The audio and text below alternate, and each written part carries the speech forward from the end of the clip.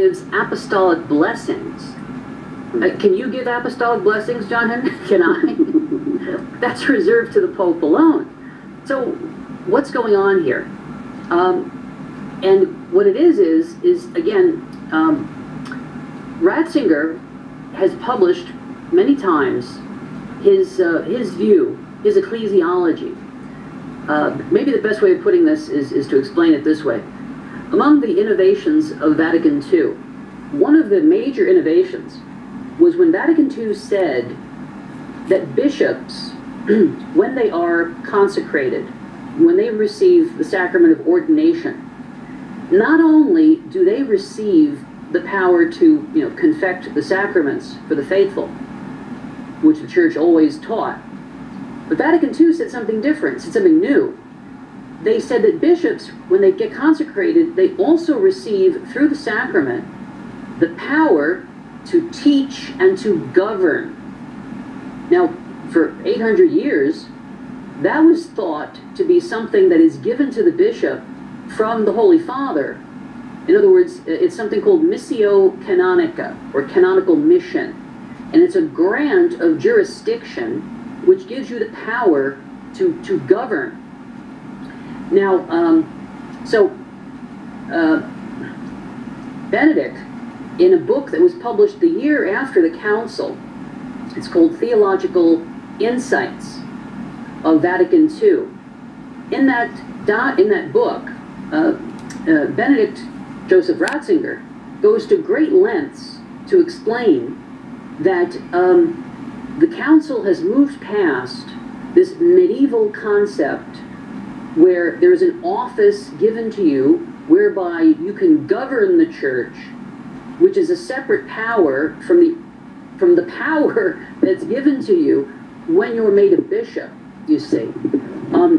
What Ratzinger, and he's not alone in this. In fact, maybe the best way of explaining this, if you don't mind, I'll quote a friend of both of ours, Dr. Roberto Di Mattei, who actually has taken issue with Ratzinger on this, and I think he explains it better than I can.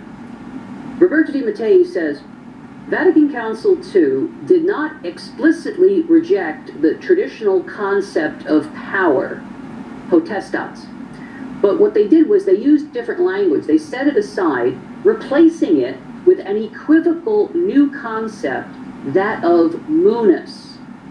He says, Article 21 of Lumen Gentium, then, seems to teach that episcopal consecration confers not only the fullness of orders, but also the office of teaching and the office of governing.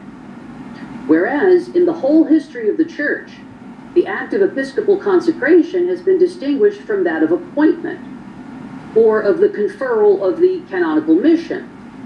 This ambiguity is consistent with the ecclesiology of the theologians of the Council and post-Council, and Di Mattei names them: Cagnard, Ratzinger, de Lubac, Balthasar, Rahner, Schillebeeckx, who presumed to reduce the mission of the Church to a sacramental function and scaling down its juridical aspects. And he finishes by saying this: Ratzinger distanced himself from tradition when he saw in the primacy of Peter the fullness of the apostolic ministry, linking the ministerial character to the sacramental.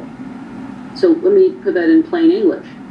There's a school of thought in the Catholic Church which says that it's not the election of the Pope that gives him, or his acceptance of the election, that gives him his power.